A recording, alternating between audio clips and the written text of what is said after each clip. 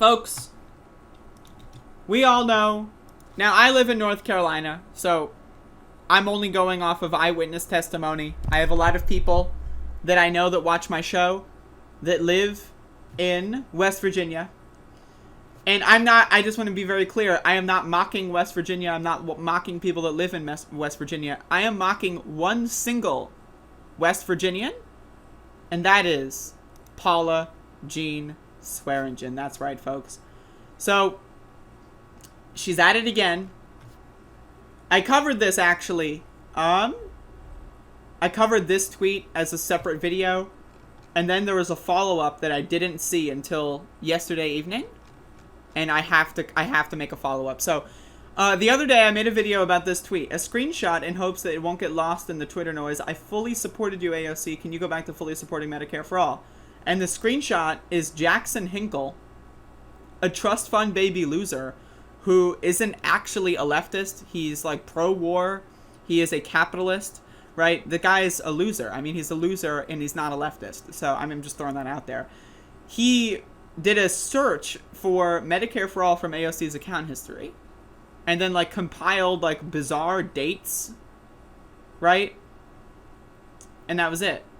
Like, now we all know Medicare for All is a specific policy to achieve a single-payer universal healthcare system.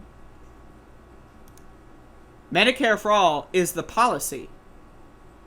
The goal of the policy is to achieve a single-payer system. That's the goal. So, and then we have this Twitter thread. She literally talked about it when she endorsed Nina Turner for Congress in March, campaigned on it for her in Ohio. She has mentioned it on TV appearances and Instagram numerous times. She supports Medicare for All. What is with this disingenuous attack on her?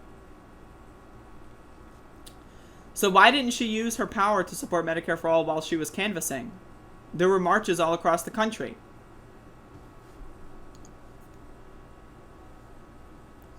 She did.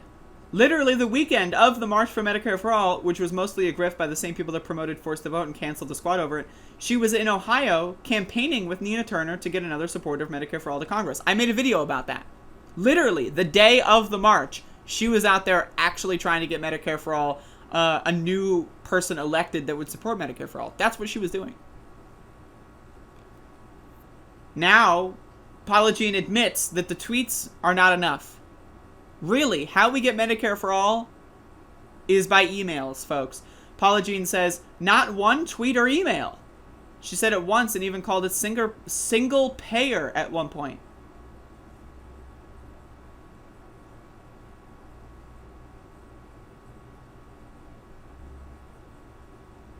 Now, if you don't understand that, you're not alone, because I don't get it either. Is there a problem with calling it single payer? How far did that get us with the Obama administration? Right? And then how far does hanging on semantics ever get us? Paula Jean then says, it's not semantics, it's truth.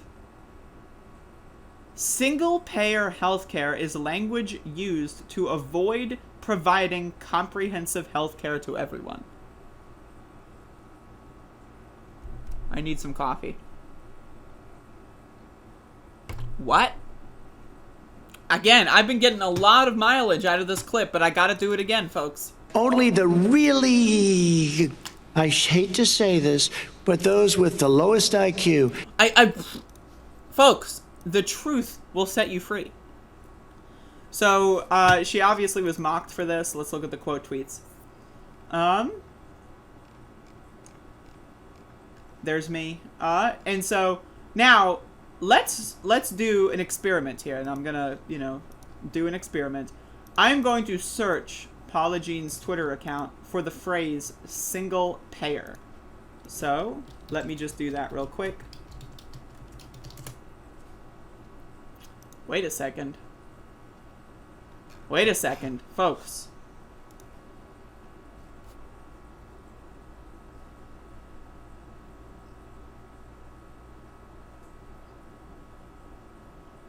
So in 2017, she was advocating for a single-payer plan. In 2017, she was still advocating for a single-payer plan when trying to launch her campaign against Joe Manchin. Guarantee healthcare for every American with a single-payer system. In September of 2017, taxpayers are overpaying with the high insurance rates. A single-payer plan saves us all money. September 25th. After my insurance denied a much-needed prescription today, it only reaffirms to me that we need a single-payer plan. And then we go to August 15th, 2021. Single-payer healthcare is language use. This is on the same screen. Medicare for All is a policy that achieves single-payer. That's what that is. The goal of the policy is to achieve a single-payer system. In the same way that, let's say, I were to do a policy called, put like, dogs for all. And the goal of the policy was to have a dog go to every household in America and to have vaccines that make it so people aren't allergic to dogs anymore, right? And that was the goal of the policy. And then someone said, why aren't you supporting dogs for all? Why do you keep saying we need dogs in every home and you need to cure dog allergies? Just support dogs for all. Are you understanding what I'm saying here? Like, does anyone get this? The goal of the policy, Dogs for All, the title of the policy is Dogs for All, and the goal is to put a doggy in every home and to vaccinate people against dog allergies.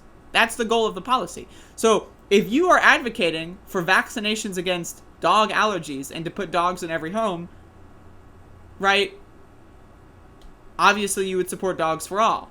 But I like the idea that you would say we need Dogs for All and not vaccinations against dog allergies. What?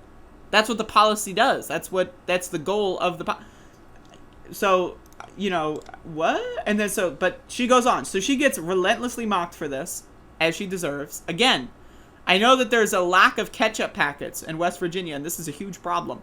But then she replies, she decides, you know what?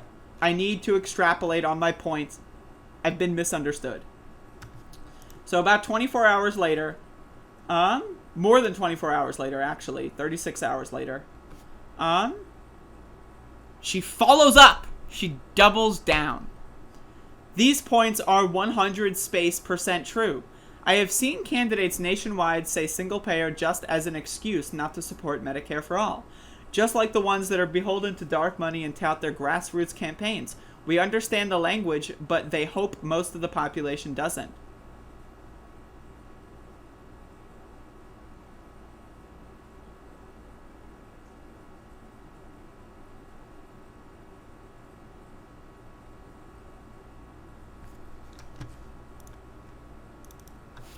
Only the really, I hate to say this, but those with the lowest IQ. So that was her 36 hours. She pondered for 36 hours.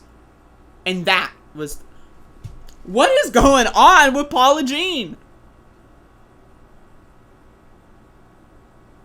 Like...